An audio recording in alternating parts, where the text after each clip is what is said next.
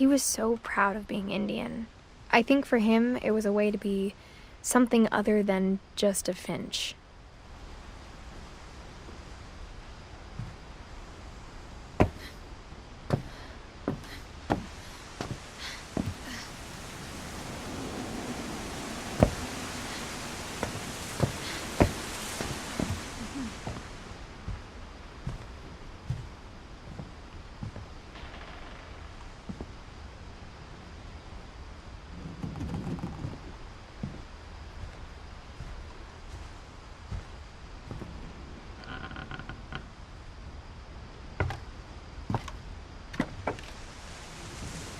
On the way back from Lewis's funeral, my mom told me to start packing.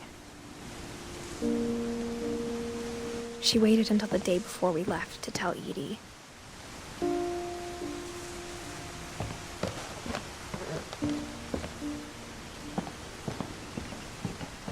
I'm not sure if she wanted to make it easier or harder.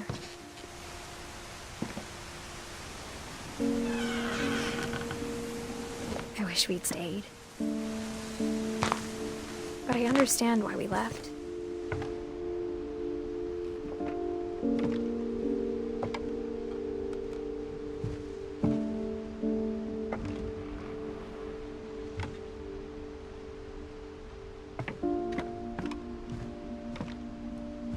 My mom ended up leaving everything behind.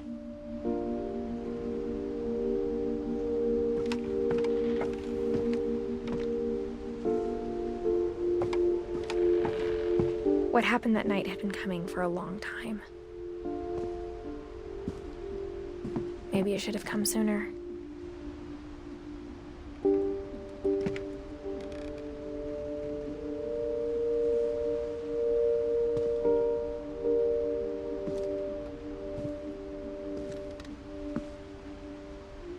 But it had to end one way or another. All that's left now is to tell you about that last night.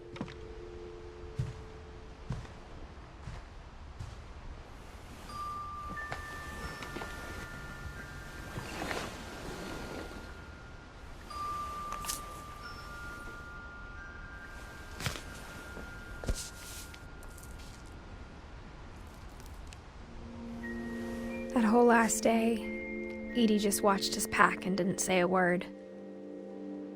Until supper, when she raised her glass and said, "To our final night together, and all our final nights apart."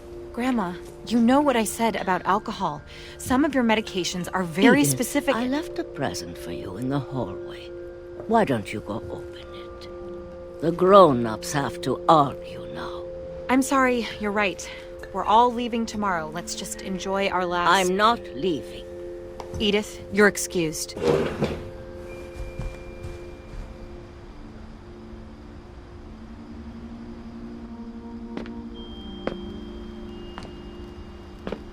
The power had been shut off that morning, but Edie always had plenty of candles.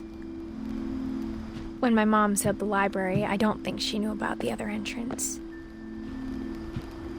Or that Edie had a key to it.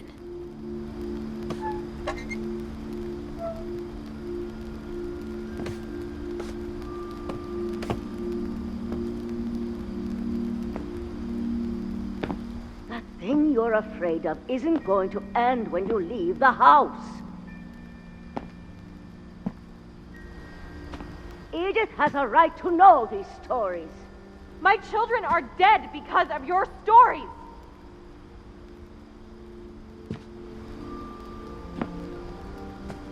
I think it's best if Edith and I leave tonight.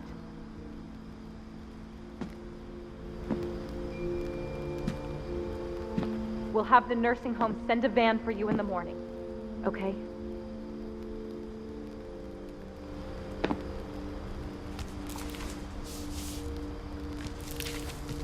Dear Edith, there's so many stories I wish I could tell you, but there's only time for one.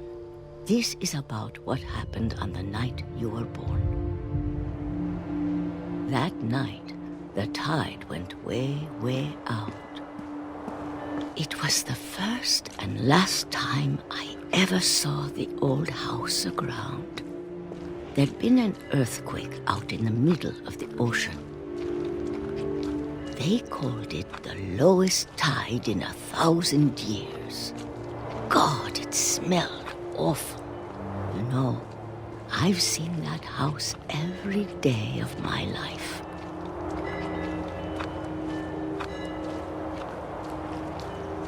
But I never thought I'd go back to it. When the fog rolled in, I lost my way.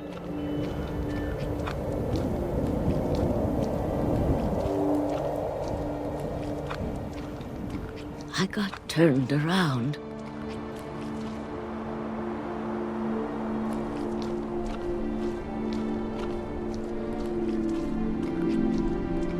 I started seeing things.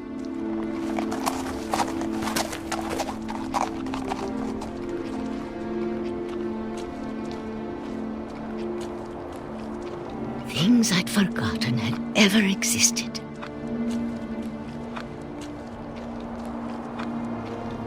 But when I saw them, they felt like old friends. That night, a lot of things came back to me. Or maybe I came back to them.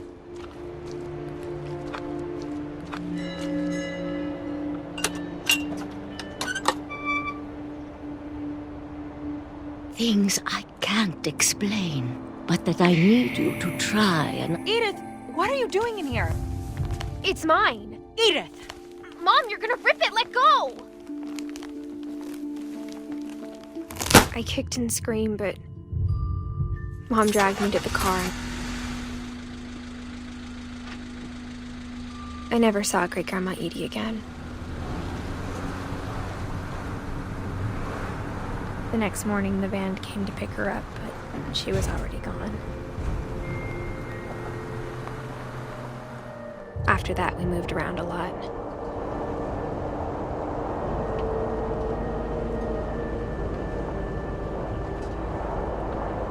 We both tried to make the best of it.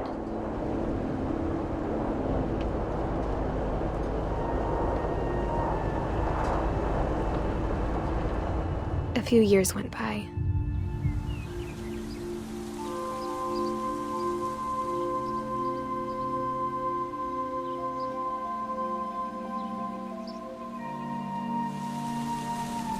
My mom didn't like to talk about it. But she started getting sick a lot. The rest happened pretty quickly.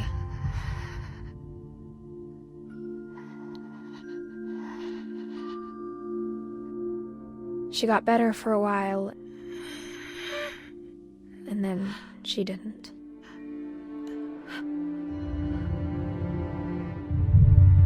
And then I was alone.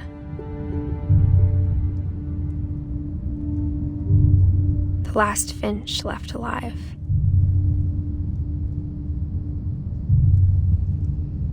Until I found out about you.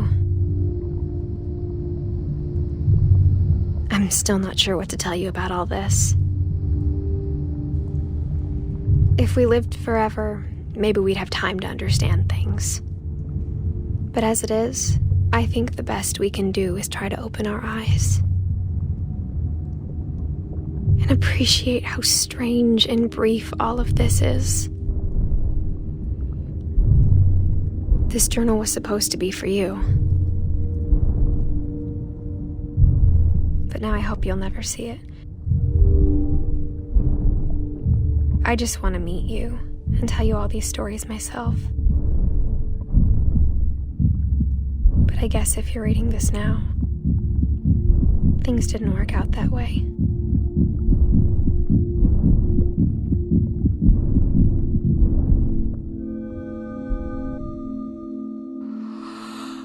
This is where your story begins. I'm sorry I won't be there to see it. It's a lot to ask, but I don't want you to be sad that I'm gone. I want you to be amazed that any of us ever had a chance to be here at all. Good luck.